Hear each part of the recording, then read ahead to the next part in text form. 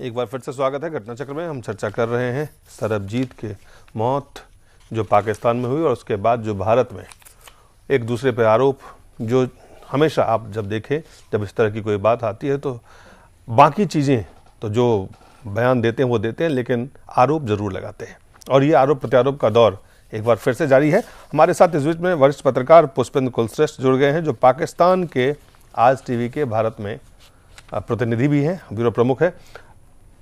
पुष्पेंद्र, आपसे जानना चाहेंगे कि पाकिस्तान में इस मौत को लेके जो खबरें आ रही है, जो बाकी जगहों में देखा जा रहा है कि एक सरकार की तरफ से जो बयान दिया उसको पाकिस्तान में मीडिया उस बात को कह रही है और भारत में एक भावुकता और सेंटिमेंट और तमाम तरह की संवेदनाओं के साथ मीडिया काम कर रही है। दोनों में अगर देखें तो सच्चाई किधर है? देखिए, एक बात तो जरूर है जी कि ये तमाम सारी घटनाओं को अगर आप कड़ी के हिसाब से देखें कि कल जब दोपहर में जिस तरीके से उनकी बहन परसों 30 तारीख को वापस लौटी थी, ये उस वक्त जो मेरे सोर्सेज थे, मैंने यहाँ कई न्यूज़ चैनल को बताया भी था कि सरबजीत की मौत हो चुकी है। उसको डिक्लेयर ये देर में करेंगे, उस वक्त करेंगे तब भारत सरकार को भी कन्वे कर देंगे कि इसका इंतजाम कर लिया जाए। सवाल ये है कि जब रात में 1 बजे भारतीय वक्त के हिसाब से ये खबर आई, उस वक्त पाकिस्तान के कम से कम डॉन न्यूज़, दुनिया न्यूज़ और जियो टेलीविजन, जिनसे मैं डायरेक्ट राब्ते में था, उन्होंने कहा कि जब ये खबर आई और खबर शाया हुई तमाम टेलीविजन के ऊपर, तो बहुत सारे एंकर्स को, प्रोड्यूसर्स को यह नहीं पता था कि इसमें किस तरीके की लाइन लेनी है। और जैसे जैसे यह खबर बढ़ती चली गई, डॉन न्यूज के एडिटर ने मुझसे रात में बातचीत में कहा कि फिर ऊपर से इंस्ट्रक्शन जारी होने लगे कि इस पे यह लाइन लेनी है और मुसलसल इस आदमी को यह कहना है कि यह एक जासूस था और इसको 2 कैदियों ने मारा और आपस का झगड़ा था और कुछ बात में कहा सुनी हो गई। दोनों में बहुत परेशानी थी। उसमें एक जो आमिर था वो लाहौर का था, वो अपने घर से बहुत फ्रस्ट्रेटेड। तो किस तरह से इसको टोन डाउन करके जो इसमें पूरी हुकूमत की एक शामियत है, उसमें आईएसआई के लोग भी शामिल हैं, उसमें वो तमाम लोग भी शामिल हैं जो इस हुकूमत के अंदर होते हुए इसकी जो रिहाई का जो प्रोसेस था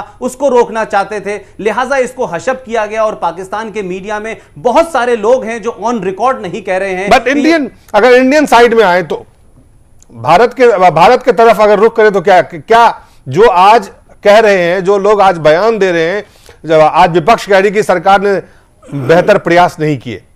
देखिए, मुझे यह समझ में नहीं आता कि भारत सरकार से विपक्ष जो है बेहतर प्रयास कह के अपनी बात को खत्म कर देता है। उसे यह भी बताना चाहिए बेहतर प्रयास क्या होने चाहिए थे, भारत क्या करता। सवाल जो इस समय भारत के अंदर खासतौर से इमोशंस का है, उसमें एक बात जस्टिफाई है, उसके ऊपर कोई कंप्रोमाइज नहीं है। सरबजीत एक आतंकवादी था जैसे कि पाकिस्तान का कहना है, पाकिस्तान की हुकूमत का कहना है। हो सकता है हमें उनके जुडिशियल प्रोसेस के ऊपर कोई यकीन ना हो सकता है हम ये मानते हो कि गलत फंसाया गया है, लेकिन इसके बावजूद भी अगर उसको सजाए मौत दी गई थी तो वो पाकिस्तान की जेल में था। अगर पाकिस्तान की हुकूमत उसको फंदे पे लटका देती तो मैं समझता हूं कि बहुत सारे लोगों को लगता ठीक है कि हमको अजमल कसाब के बारे में भी पाकिस्तान में बहुत सारी बातें कही जा रही थी कि नेपाल से पकड़ के लाए हैं, यहां से लाए हैं, असली कातिल नहीं, तो ये बातें हो सकती थी। लेकिन असल वजह यह है कि वो काल कोठरी जिसके अंदर एक परिंदा भी नहीं जा सकता, मक्खी तक नहीं जा सकती, मैं उस आदमी से, आज वो नहीं है, मैं उससे पाकिस्तान की कोट लखपत जेल में 2 बार मिला हूं। और जिस तरीके से मेरा अपना आज जो कहना है वो यह है कि उस काल कोठरी के अंदर कोई जा ही नहीं सकता था। और दूसरा जो झूठ बोला गया कि काल कोठरी के अंदर हर दूसरे या तीसरे दिन उसको बाहर निकाल के टहलाया जाता था।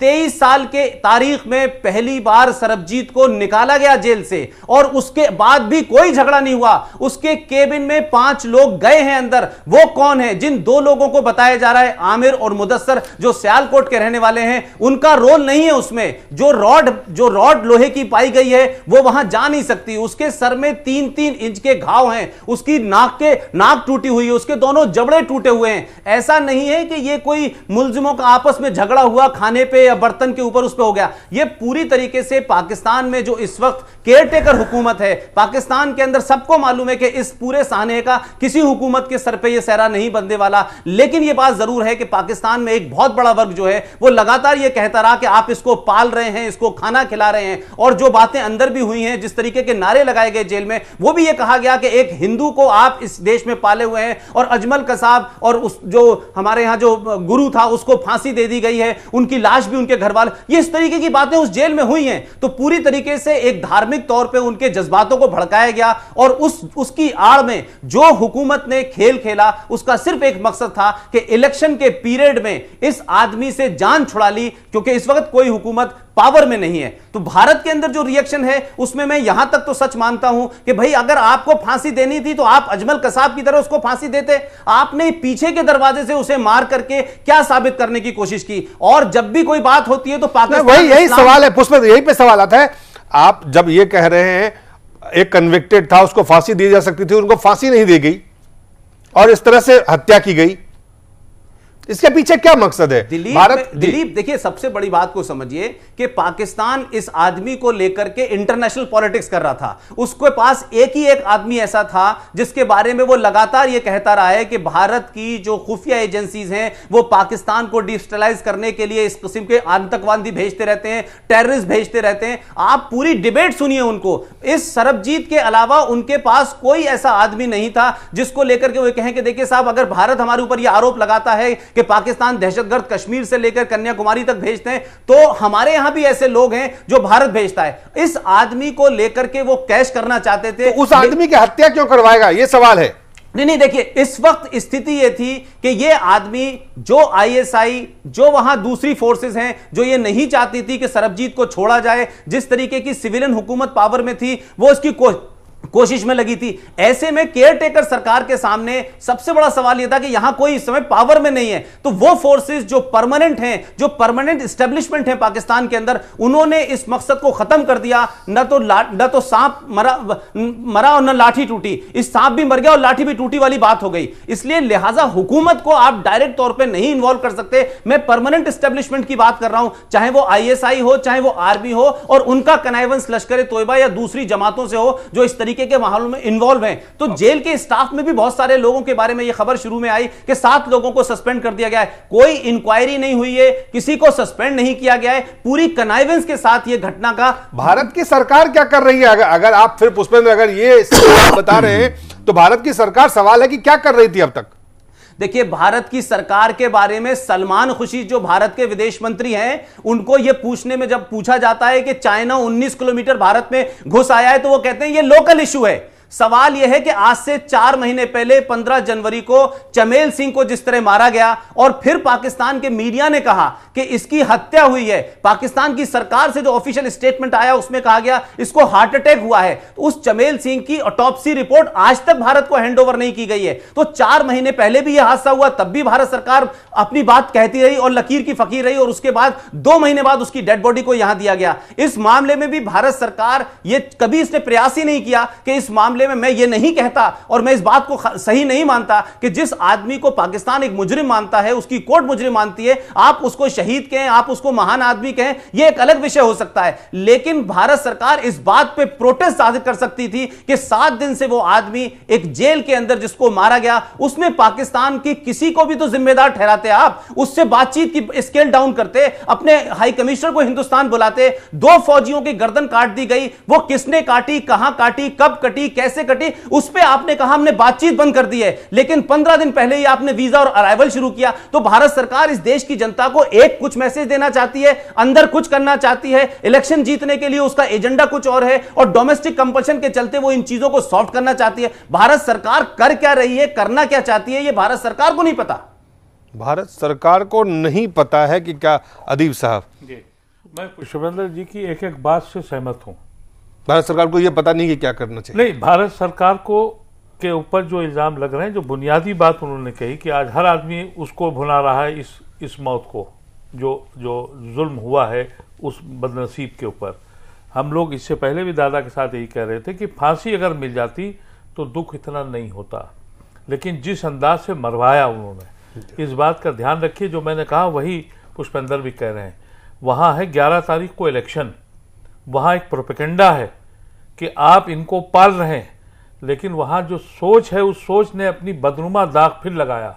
आप वहां की लेकिन सोच, यहाँ की हिंदुस्तान की सोच क्या है? आप अपने नागरिक के लिए क्या सोचते हैं? इस बात से अभी पहले भी कहा था कि हिंदुस्तान उसको नहीं ला सकता था, वो प्रक्रिया थी, वो प्रोसेस में आने वाला था, यहां से भी उसको आप ये देखिए, एक मुजरिम यहां भी था जिसके जरिए एक जो कन्विक्शन हुआ था, जिनको सुप्रीम कोर्ट के जरिए उनको वापस, बुजुर्ग थे उनको भेजा गया था। जी, कन्विक्शन हुआ था, उनको कोई फांसी नहीं हुई थी। नहीं, उनको वापस भेज जी, उनको फांसी नहीं हुई थी। और इसी तरह से उन्होंने भी पाकिस्तान की सरकार ने उनका भी एक आदमी यहाँ आपके पंजाब में इनके साथ ही था, वो भी वापस आया था। प्रोसेस था, लेकिन उनका अपना इलेक्शन था, पॉलिटिकल उनका माइलेज था। उन्होंने अपने निकम्मेपन से, जैसा इन्होंने कहा कि काल कोठरी में कोई आदमी जाके मार दे, हिंदुस्तान की सरकार को यही करना चाहिए था और करना चाहिए कि वो हुकूमत पाकिस्तान से कहें कि आपने जो मरवाया है, जिसने मारा है उसको सजा देंगे। हमारे 600-700 कातिल और जो लोग मुजरिम बन रहे हैं, उनकी तहफ़्फ़ुज़ की क्या जिम्मेदारी है? हिंदुस्तान को अब उस इश्यूज़ पे आना चाहिए। चलिए, आपको दादा लगता है कि जो हिंदुस्तान की सरकार को, जो अदीब साहब कह रहे हैं कि उस पर आना चाहिए, जो करना चाहिए, जो नहीं किया, जो आज कर रही है वो सही कर रही है? अब जो दोनों की बात हमने सुनी और अदीब साहब के साथ हमने भी बीच में जो कहा और उनके साथ कह दिया था, लेकिन एक चीज़ जो हम कहेंगे कि काल कुठरी में जाके जब मारा, जो हमारे देश में भी संभव नहीं है, मेरा ख्याल उसके भी संभव नहीं है, जब तक मारा ना जाए, ऊपर से कोई ना बोले या उनकी ये ना हो जी। अब इसमें उनकी सजा दे ना दे, इससे हमारे कोई मतलब नहीं है। किसी को देंगे, किसी को नहीं देंगे, वो उनकी बात है, उनकी देश की कानून को। दूसरी बात, जो हमारे विपक्ष के जो इशारे हैं वो भी आज की जो कह रहे हैं कि प्रयास ठीक ढंग से हुई नहीं है, लेकिन प्रयास तो हम कह देते हैं, लेकिन प्रयास में कहाँ कमी है, कहाँ खामियां हैं, उसको भी बताना चाहिए था। भाई ये रास्ता था, रास्ता की जो है यहाँ रास्ता निकालना उतना आसान नहीं है। क्यों ना, ये दोनों देशों के बीच की है, दोनों देशों की राजनीति की है, हमारे दोनों देश की संबंध की बात है। तो ये सब लेके जो बातें हैं, इसमें शायद जो भी है, हम लोग भी आज जो सोच रहे हैं कि कुछ दिन पहले जब बात हुई थी तब इनको वापस लाने की बात चल रही थी। अब ये कैसे चल रही थी, कैसे वो बंद हो गई? अगर वो चल रही थी उसको हम कितना कामयाब कर नहीं पाए, क्यों, जहाँ तक हमें याद है, कहाँ रुक गई, किस कारण के लिए, कैसा कैसा हुआ, ये बातें जो है ये तो वही लोग बता सकते हैं जिन्होंने इनकी डिस्कशन में याद की थी। घटना की निंदा हम लोग जिस ढंग से कर रहे हैं, लेकिन चाहे लाश लेके हो, चाहे किसी को लेके हो, कोई देश में इसको लेके राजनीति नहीं करनी चाहिए। मेरा सीधा बात यह है, कोई मुर्दा को लेके राजनीति नहीं करना चाहिए। दूसरी बात, वहाँ जिस ढंग से मारा गया है, अगर उनको मारने के लिए वहाँ की जनता खुश हो जाएंगे और वोट मिल जाएगी, जो बातें आ रही है कि चुनाव है, कहीं पर भी अगर चुनाव से पहले किसी को मारने से फायदा होगा, ये दृष्टिकोण से भी किसी को मारना नहीं चाहिए। ये हमारी बात है। फिलहाल जो पोजीशन है कि हमारे देश की जो सरकार है, ये सरकार में बहुत दिनों से जो हर चीज़ में थोड़ा सा जो कमजोरी दिखाई दे रहा है कि सरकार ठीक ढंग से अपने को चला नहीं पा रहा है, देश को चला नहीं पा रहे। मैं इस बात को इसलिए कह रहा हूँ, जी रात को आपने थोड़ा सा दोहराया था कि हमारे देश के अंदर 1962 में चीन ने हमारे देश पर हमला की थी जी। और ठीक उसके 50 साल बाद 50 की सालगिरह बनाने के लिए फिर उन्होंने दूसरी जगह से इन पे प्रवेश की। कमजोर यहाँ है, कैसे प्रवेश की, और उसमें भी प्रवेश की बात में जहाँ जहाँ कहा गया मंत्रिमंडल से कभी 7 किलोमीटर, कभी 8 किलोमीटर, कभी करके 19 किलोमीटर, अब 19 हो गई। तो अब सरकार की ज्ञात होने के बाद भी कैसे ये 7 से 19 तक आ गई, ये सबसे बड़ी है जब कमजोरियाँ कहाँ है।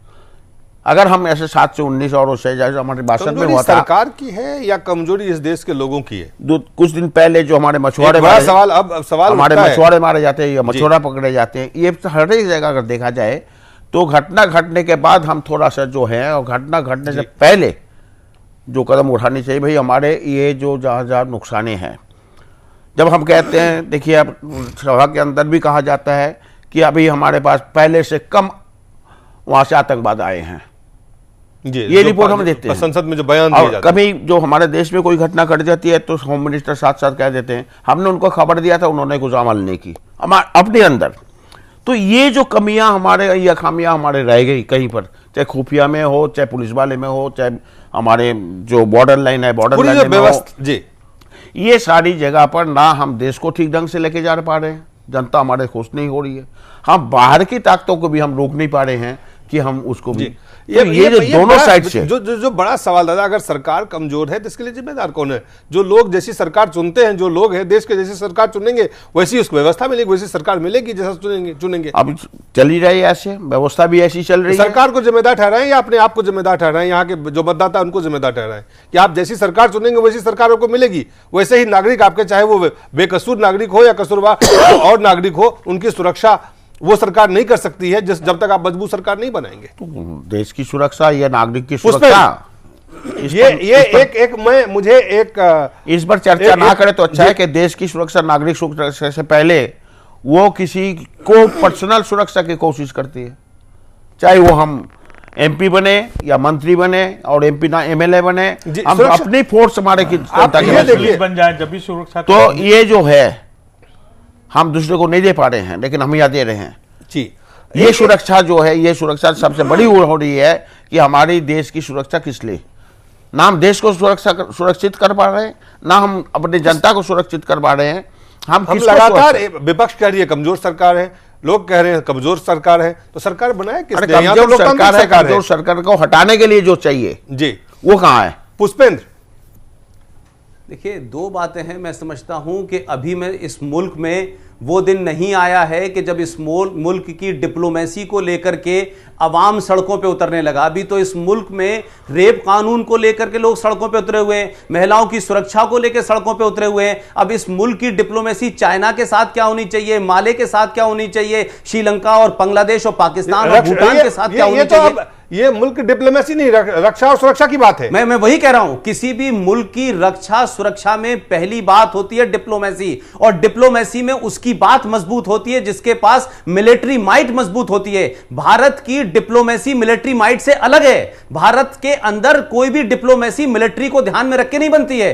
पाकिस्तान हो, दुनिया का कोई मुल्क हो, उसकी डिप्लोमेसी के पीछे उसके पीछे एक माइट होती है। आपकी डिप्लोमेसी में वजन जब आता है जब आपके पीछे ताकत होती है। आप देखें कि हमारे मुल्क के अंदर आप माले के साथ देखें, आप नेपाल के साथ देखें, आप भूटान के साथ देखें, आप श्रीलंका के साथ देखें, 9 मेंबर ऑफ पार्लियामेंट के एक पार्टी सरकार को घुटनों के बल इसलिए ला देती है कि सरकार यह नहीं कर पाती कि श्रीलंका के साथ उसको रेजोल्यूशन पे खड़ा होना है या नहीं खड़ा होना है। इस देश की विदेश नीति, डिप्लोमेसी, इस देश की अंदरूनी राजनीति के दबाव में इतनी ज्यादा है कि उसमें भारत का हित नहीं है। मनमोहन सिंह सरकार कितने दिन ऑक्सीजन पे और चल जाए, इसलिए डीएमके की डिमांड के ऊपर श्रीलंका में क्या रेजोल्यूशन पे भारत को पोजीशन लेनी चाहिए वो डिक्टेट करते हैं। इसलिए इस देश के अंदर डिप्लोमेसी में फिर मैं कह रहा हूं कि राजनीति नहीं होती, मिलिट्री माइट मानी जाती है। हमारे देश के अंदर नेहरू जी ने कह दिया कि चाइना है, हमें आज की अगर स्थिति देखें,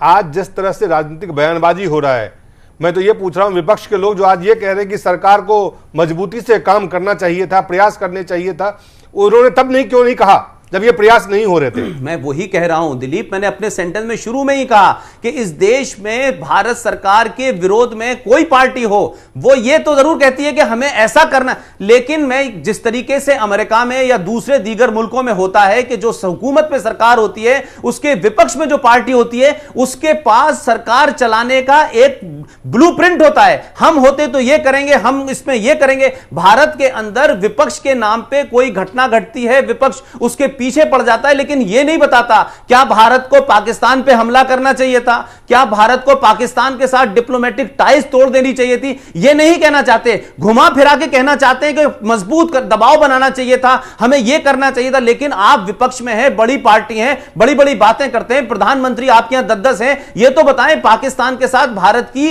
विदेश नीति कैसे होनी चाहिए, ये पॉइंट के ऊपर चाइना के साथ क्या होना, यह नहीं बताता कोई। लेकिन क्योंकि राजनीति गर्माती है, इमोशनल इश्यू होता है, लोग बातें करते हैं। जी पुष्पेंद्र जी, एक बात आपको मालूम है कि हम लोग जब चर्चा करते हैं तब बार बार ही कहते हैं कि वार्तालाप होनी चाहिए, और वार्तालाप के जरिए से डिप्लोमेसी के साथ हम लोग ऐसा नहीं है कि हम रास्ता नहीं बोलते। चाइना के साथ भी डिप्लोमेसी जो है उसमें भी वार्तालाप होना चाहिए। ऐसा नहीं खाली उनको बुलाओ और यहाँ पर करो, लेकिन हमारे हर जगह के साथ जो हमारे देश की चारों ओर जो बाकी देशों हैं उनकी साथ रिलेशन ऐसा बनाना चाहिए ताकि वो हमारे ऊपर हमला ना करे, कोई भी कहीं पर जाकर हमला ना करे। उसको देखने के लिए आपको डिप्लोमेटिक वे से वार्तालाप करने की बात, और ये प्रयास जारी है, ऐसा नहीं है ये, लेकिन बीच में रुकावट पैदा होता है। एक फिल्म आई थी दादा, क्रांति, पुष्पेंद्र, मैं सिर्फ पुष्पेंद्र, मैं एक फिल्म आई थी क्रांतिवीर, नाना पाटेकर की फिल्म थी,